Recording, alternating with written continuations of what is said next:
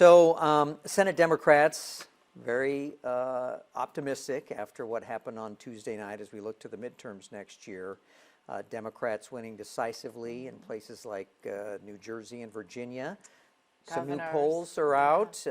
New poll today showing the race between you and Vivek Ramaswamy is much closer than people thought. So how are you feeling now, a couple days after the election, and as you look at this new poll? Well, you know, I think this is very exciting.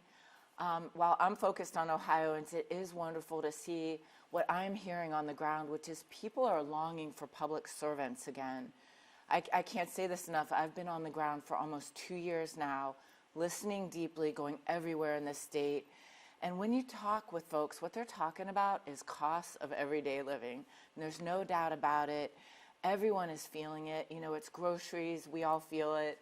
Our energy bills going up. But it's been housing and childcare, aging in place with dignity because of property taxes going up. And healthcare costs are now rising. And with all that actions that are happening, I think what you are seeing is people really are longing for change. You feel like you have some momentum? Yes. I mean, you know, I wouldn't be in this race except that I really have a voice, and that voice came to me from Ohioans. And I can tell you everywhere we go, for this entire time, we've been seeing record crowds of people. It doesn't know party. And I think you talked about the polling. Yes, we're a point ahead of Vivek Ramaswamy right now, but we're beating him by quite a bit in independents. We're seeing a lot of Republicans crossing over as well. And that's what I'm seeing on the ground. I can't say enough. You know, I'm a doctor. I'm not a lifelong politician, but I am a public servant. And 95% of what I hear, no one disagrees on. It's the everyday issues. We all need people to solve these problems instead of make problems. And I think you're seeing that. You know, I was in Cincinnati on election night. I was at the polls. You know, they had overwhelming numbers of folks coming out. And it was really a good night for Democrats, absolutely up and down the ballot. So you mentioned these wonderful women governors. I think they're very inspiring to me. But it was also inspiring to see school boards and city councils and the stuff that really matters to Ohioans. Well, at the moment, of course, Vivek Ramaswamy seems to be the Republican nominee, the one who keeps getting endorsed. Former Congressman Tim Ryan is considering a run. How are you preparing for that?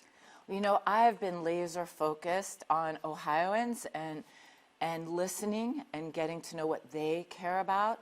And I'm very, very focused on November of 26 because we can beat my opponent, Vivek Ramaswamy. So that's where my focus is. We've seen Ohio shift more towards the GOP over the past few years. Why do you think that is? And what is your plan to make Democrats more competitive statewide? You know, I've always been a person who's had to work with both sides of the aisle to get real work done for Ohioans. And everywhere I go, it's not party I'm hearing about. I just can't say this enough. But at this point, it's starting to feel like it's not a Democrat or Republican independent issue. It's extreme wealth, power, and ideology versus taking care of all the things that everyday Ohioans care about.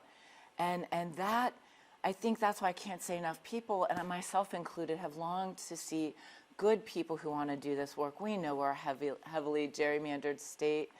And to that end, I think we heard clearly from voters, and I think we're going to hear from them and continue to hear from them because, you know, they don't want self-serving billionaires who have been taking the state backwards on nearly every measure in my life. I'm almost 60 years old, and I've watched this go backward in health outcomes, in educational outcomes. My opponent literally just took $10 million from a PAC, into his PAC from a guy named Yoss who effectively wants to end public schools as we know it in this state. He's all about kicking teachers off their own pension boards. He thinks the reason Ohioans are struggling is that they're being lazy or mediocre. They're not working hard enough. Well, I can tell you that I am listening to Ohioans everywhere. I've lived a tough life. I've been honest about my childhood. I know what it is like to feel hungry. I know what it is like to not have food on the table or know where you're going to sleep at night. And I think my opponent is oblivious to this.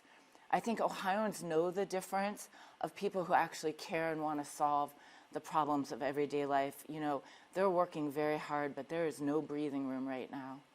You mentioned gerrymandering a moment ago. The Redistricting Commission just passed those new congressional maps giving the Republicans a 12-3 advantage. What do you think about the maps? And then if you're elected, what options would you have at your disposal to change them? Yeah, I can't say enough. And I think Ohioans are on to it, that we should be picking the people that are representing us, not the other way around. I was proud to work alongside Maureen O'Connor in the last election cycle.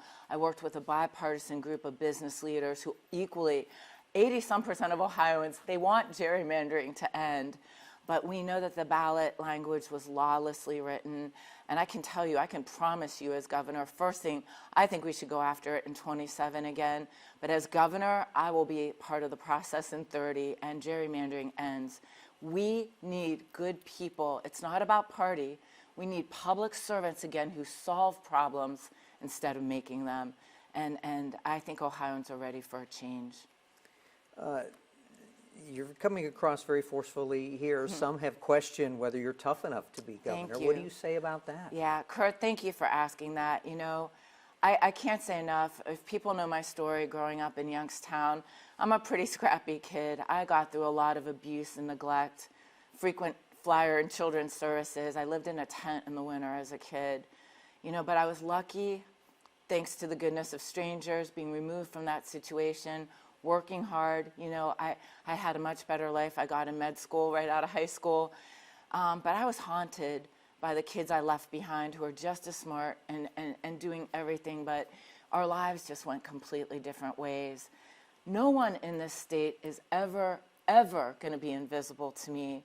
And I can tell you, I didn't get through that childhood. I didn't work 3 jobs to get through an accelerated med school. I didn't do all the things I've done as a physician. And do that COVID managing of a crisis, a once-in-a-lifetime crisis in all of government, and working alongside the private sector if I'm not tough enough. I think one of the biggest mistakes, and I'm hearing this from Ohioans everywhere, is that they're exhausted by the chaos and the hate and vitriol.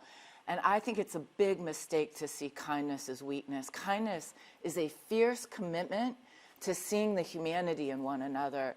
And everywhere I go in these crowds that do not know party, people are longing for folks who are going to care about them again and fight every single day to make life better.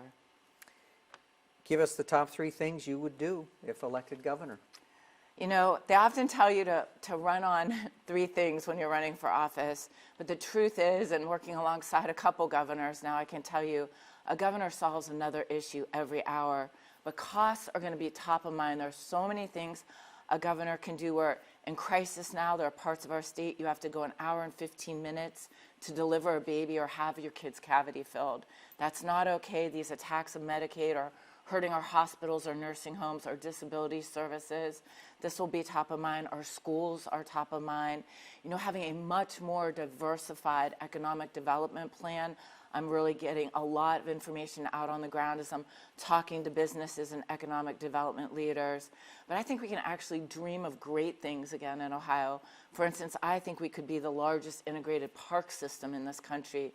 We should actually be improving the quality of life. That's a big drive. Worked on projects right here in Columbus to do that around our riverways, and I see some real potential for our entire state. But these issues pale in comparison to the number one thing that Ohioans are asking me to focus on, and that's our common humanity.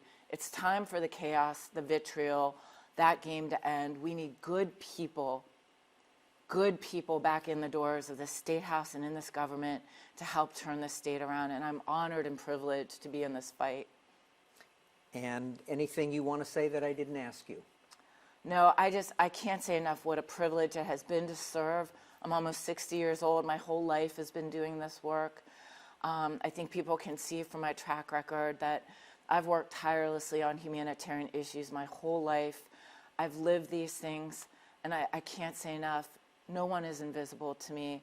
I'll fight every single day, and I'll be beside everyone else who wants to row to make this state the place we all deserve. Thank you. Thank you.